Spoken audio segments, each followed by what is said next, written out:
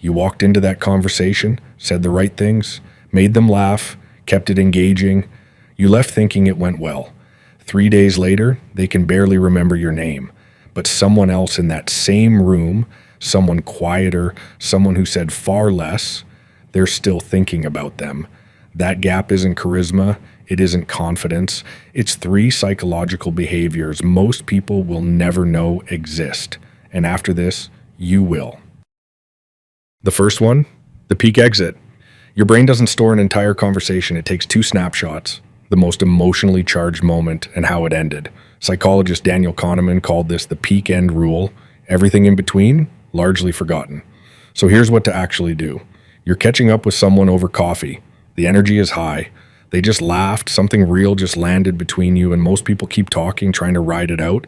And that's the mistake. That's your exit. You say, hey, I really have to run, but this was genuinely great. And you leave right there on the high, and then the Zeigarnik effect kicks in. The psychological pull to obsessively replay incomplete experiences, unfinished things haunt us. You didn't overstay. You left them mid-feeling, and now you're the thought they keep coming back to, trying to finish. And if that just rewired something, like, hold on. And because the next one is where most people's entire social strategy falls apart.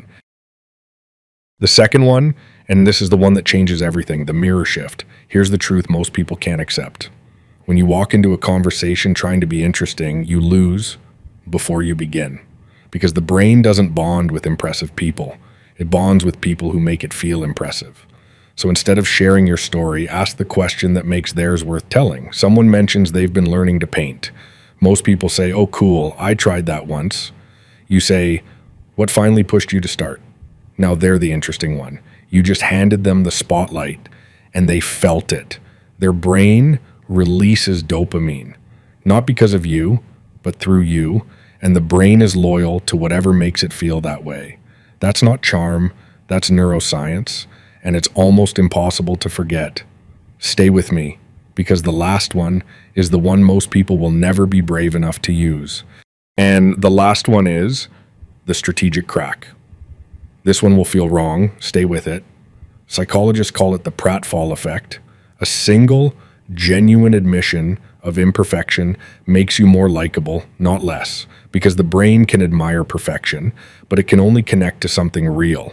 Someone asks how your week was. Most people say great, really busy, and the conversation stays surface level.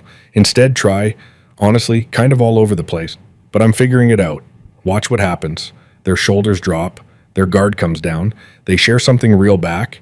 That small crack in your armor just gave them permission to take theirs off too, and real connection only begins when both people stop performing. The crack doesn't make you weak, it makes you human. And human is the only thing that's truly unforgettable. Look at what all 3 of these share. The peak exit, the mirror shift, the crack. None of them are about being more impressive. Every single one is about making the other person feel something. Curious, seen, safe. The unforgettable person was never the one with the best lines. It was the one who made you walk away feeling better about yourself, without quite knowing why. That's not a personality type. That's a decision, a quiet, deliberate decision you can make in your very next conversation. So here's the question. In your last conversation, were you trying to be memorable, or were you trying to make them feel worth remembering? Because the answer to that question tells you everything about the impression you left.